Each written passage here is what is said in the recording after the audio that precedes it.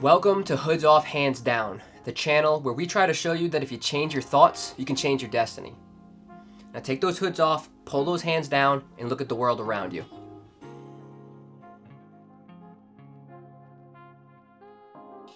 We're here today to talk about why you feel unsatisfied and give you 10 hard truths that you can use to govern your life moving forward, to try to make some changes, to right the ship, to put everything back on course. Now, it's important to make the distinction between unsatisfied and clinically depressed. Clinically depressed oftentimes needs medical intervention. I have friends that have sought medical intervention and it has greatly benefited them. So if you or a loved one needs help with their depression, I'm gonna leave some resources in the description, so go and check those out. Now, let's dive into the 10 reasons why you are unsatisfied with life. Number 1, you have no friends. Now, I'm not talking about Jim from accounting that you go and you get beers with after work, or Stacy, who's great for a night out, but her personality is atrocious. I'm talking about deep, long-lasting, interpersonal relationships. Friends who encourage you to be you, who inspire you, who are like-minded, and who are there for you at your lows and your highs. You might be saying to yourself, easier said than done, and I would agree with you. It's important to find real connections with good people, people that'll be in your life for a long, long time. So take your time. Now I'm gonna give you some tips on what you can do to try to find some friends that are like-minded. First things first, if you have a hobby, that's a great way to find friends. If you don't, that's okay. We're gonna touch on that a little bit later in this video. But to give you an example, if I love snowboarding, I might go down to the local ski shop and sign up for a bus trip to a mountain up north. That gives me hours on the bus with other similar-minded people who like the same thing as me, and we already have a topic to relate on. The next thing I might do is volunteer for a cause that I really believe in. This tells me that everybody else that's there is most likely a good person and they care about the things that I care about. And lastly, I might go and find my community center. In my town, it's the YMCA. People swim together, play basketball together, lift together, or just sit down for a cup of coffee. So go find your community center, sign up for some classes, go work out, play some sports, volunteer, whatever you need to do, just get in there with some good people. In order to create interpersonal relationships, it is important that you speak to people. You might have a little bit of social anxiety, or you might just downright dislike people. And if that's the case, let me give you a new frame of reference to view the world through. About 2.5 million years ago, humans started to develop socialization as a means for survival. We used it to form groups that turned us from monkeys that walked on the ground to strong, cohesive groups. Socialization is in our DNA. So do like your ancestors did and make some friends. Number 2, you don't know how to be alone. Now, that might seem counterintuitive to say you need to go make some friends and then say you need to be alone. And for some people, that might be the case. So if you are able to be by yourself and you're very happy within your own mind, then move on to the next. But for those of you who try your hardest, whether it be by scrolling through Instagram or finding the company of friends, to avoid time with yourself because you do not want to have those thoughts flowing through your mind, you avoid that like the plague, then you need to learn to be alone sometimes. And you might be saying, why do I need to be alone to be happy? That's counterintuitive to what you just said. And it's not quite being alone that's important, it's what happens in the alone time that is important. From the time that we're kids, from the time that we're little babies, we are influenced by the world around us. It starts with our parents, our siblings, our friends, our teachers. Social media now has become a massive influence on a lot of people's lives. With no shortage of influence from the outside world, it is within alone time that you can seek peace. And within that peace, you have a chance to meet yourself. Speak about your past mistakes and make amends. Develop your own opinions, ask yourself hard questions, and offer back just as difficult answers. The most important person in your life is you. And I know that sounds cliche, but think about it this way. If you don't take time to get to know yourself, you'll be forever living with a stranger. If you don't take time to make peace with your past mistakes, you'll be forever living with an enemy. And if you don't take time to educate yourself, you'll be forever following others blindly. So make that alone time a priority and go get to know yourself.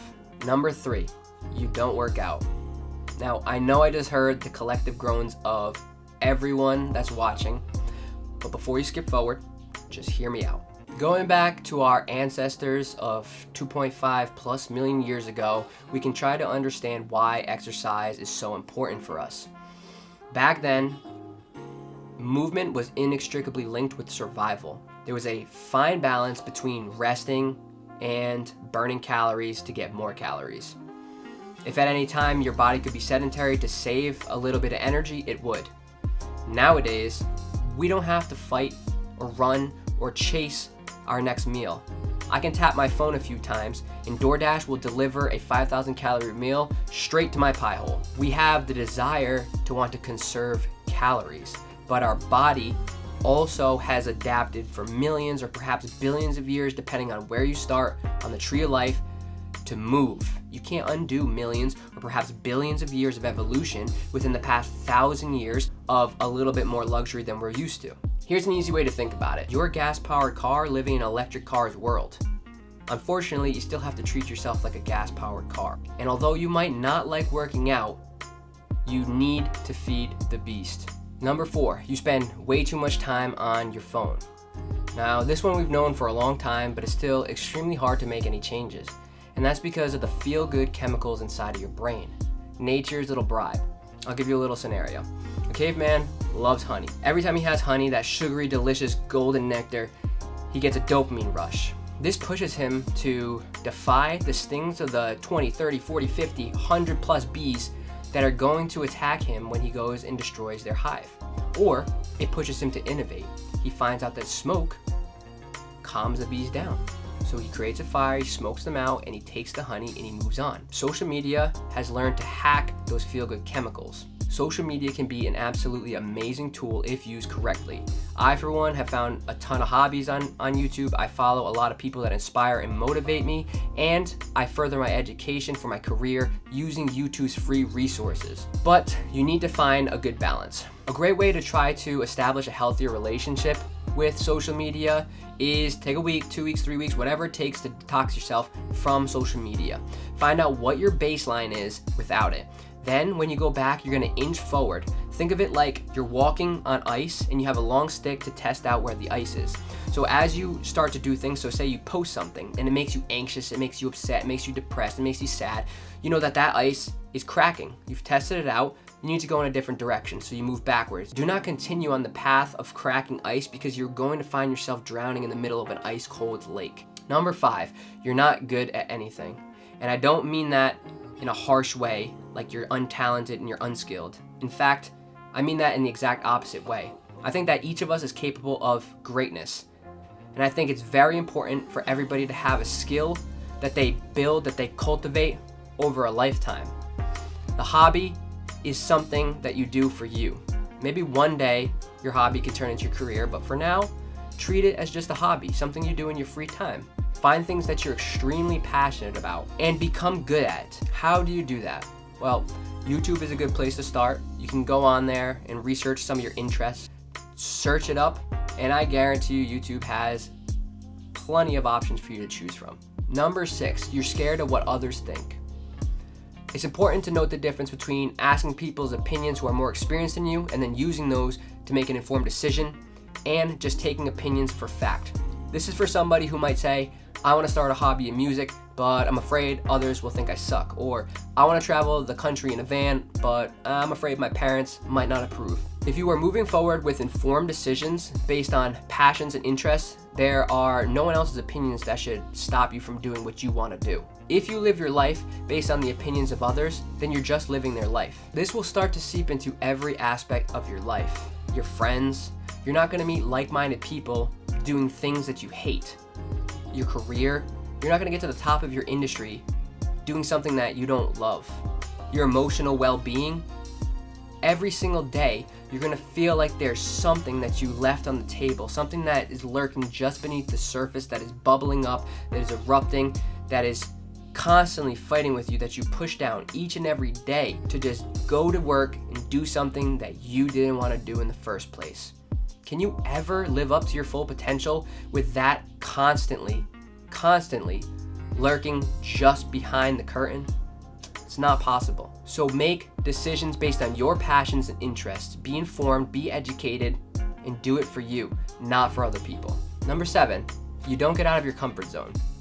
Now, this one might just be the most important one on the list because you're not going to be able to accomplish any of these unless you get out of your comfort zone. You might have had the fleeting idea to join a gym or to pursue a new hobby, but you're scared away by your anxiety of changing up your daily routine. I get it. Since I was a child, I've been an anxious and obsessive overthinker. Each day I wake up in a hole of self-doubt and have to crawl my way out. But I'm telling you right now, it is extremely important for you to get out of your comfort zone. If you never challenge yourself, you'll never know what you can accomplish. Now, I'm not gonna sit here and say that I accomplished getting out of my comfort zone through sheer will alone. A lot of it was due to the influence and inspiration of others, whether that be friends, my girlfriend, family, even YouTubers that I followed their journey from start to finish. You need to find somebody to support you, to encourage you, and to tell you that you can do it.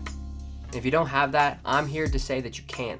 And I truly believe that. I know that sounds cliche, it sounds corny, but I believe that every single one of us is capable of greatness, and it's only up to us to believe it for us to achieve it. Now, if that's not enough, understandable, go and find a therapist or wellness coach. That's a topic for another video, how to find the right therapist or life coach. Keep an eye out for that in the future. Number 8, you can't do what you want. Now, what I mean by this is that it feels good to be able to do the things that you want to do.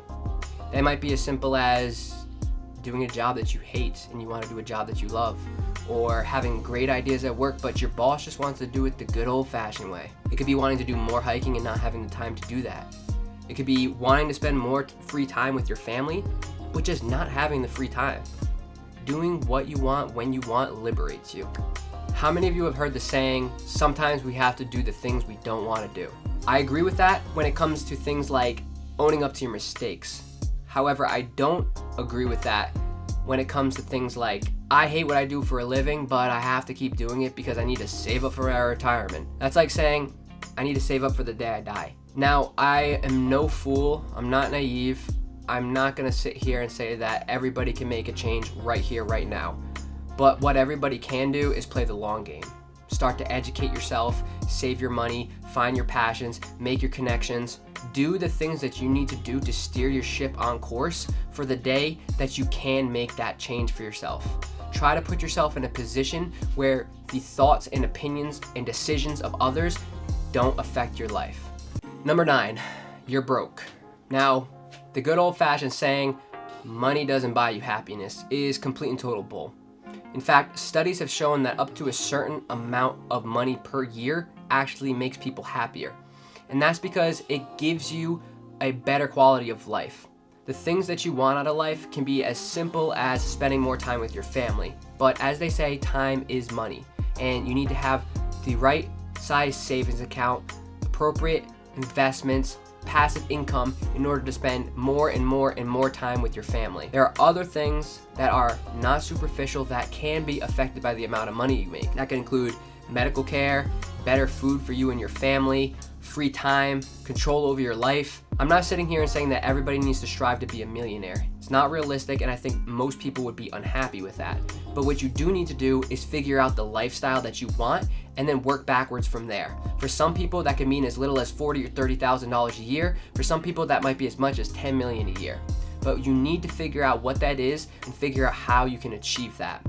Again, I'm not foolish, and I'm not gonna say, oh, make more money, do it now. Again, everybody can play the long game. Save your money, educate yourself, make those connections, make moves, and get yourself in a position where in 10 years, you can be free of financial burden. Number 10, life's a bitch.